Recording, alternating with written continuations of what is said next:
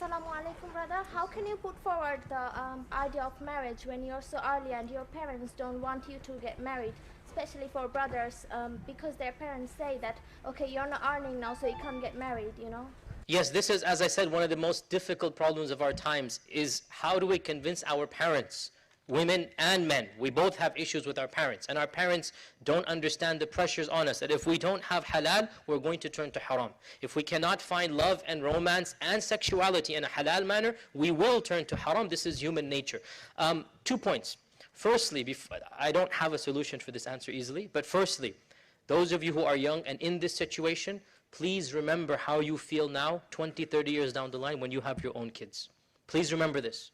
And I am optimistic that inshallah, you guys are second generation, most of you, right? The third generation, inshallah, will have a much less problem in this regard, right? I've already told my wife I want my son to get married when he's 18 if he wants to, and I'll help him. I already told her, as soon as my son hits 18, if he wants to get married, I will pay for it, inshallah ta'ala. Because I remember how it feels to be an 18-year-old in this country, not this country, America. I remember how it feels, and I don't want my son to fall into haram and do haram. I will be a supportive father, as long as he's mature. Obviously, 18 doesn't necessarily mean you should get married. Mature. Finances, I will take care, but not every father is going to be like that.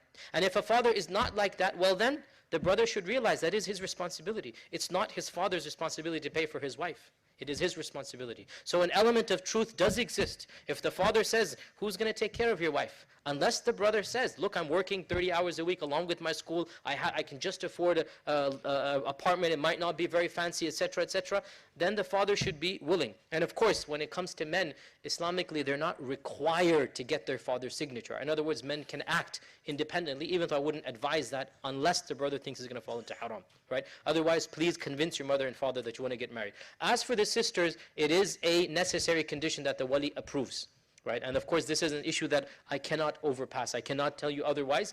If the wali is not approving, pressure should be put on him in a positive manner. From the mother, from the aunts, from the imam, from other people. And basically, he should be told, look, this is the right time, this is the right person. Apart from this, honestly, there's really no easy solution.